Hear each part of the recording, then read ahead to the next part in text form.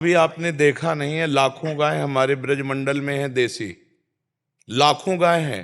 पूज्य रमेश बाबा, कई ऐसे महान संत हैं, पूज्य श्री गुरु शरणानंद जी, लाखों गायों का पालन पोषण हो रहा है कि हमारा धर्म प्रिय देश है।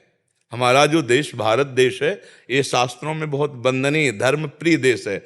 और धर्म का मूल गाय है हमारे यहाँ, धर्म का मूल गौ माता है। ये साक्षात यहाँ से नहीं, ऊपर के लोकों में भी वशिष्ठ जी के पास जो कामधेनु गाय, उसी से सब भविष्यान्न की पूर्ति होती है। जमदग्नि जी के पास गाय ही तो जो शास्त्राव अर्जुन ने अपहरण किया तो भगवान परशुराम जी ने 21 बार क्षत्रियों का विनाश किया, मूल उसमें गाय ही कारण थी।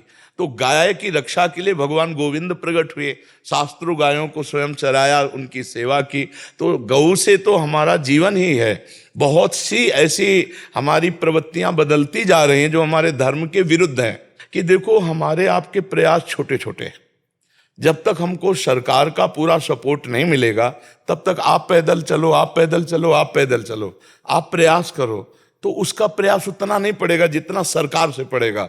हम ऐसे जो बद स्थान हैं जिसमें गायों को रोज काटा जाता है, आप जानते हैं, नहीं जानते हैं, तो उन पर अगर सरकार रोक करे तो हमारी गौ रक्षा हो जाए ना। हमारी सभा, समाज, गांव, नगर इस बात पर उत्साहित हो, अगर एक एक रुपया जोड़े तो 100 गौओं की रक्षा के लिए हमें गौशाला खोले, 100 गौओं की दूसरी खोले, इस तरह से बनेगा। और जो दूध नहीं देती या बैल है, सांड है, उनको ऐसे खुला छोड़ा जाता है, तो ऐसे से हमारी गौ सेवा कैसे पुष्ट होगी।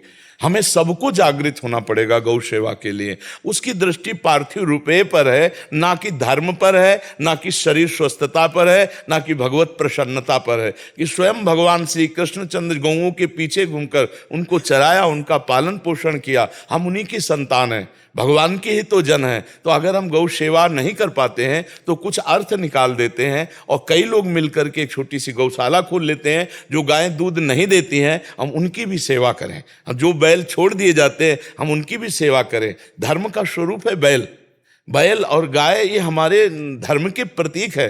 पर आज ना नई पीढ़ी से समझ रही है और ना अर्थ लोलुप समाज समझ रही इस बात को। तो सब लोग मिलकर इस पर लगे, तभी विजय प्राप्त हो सकती है।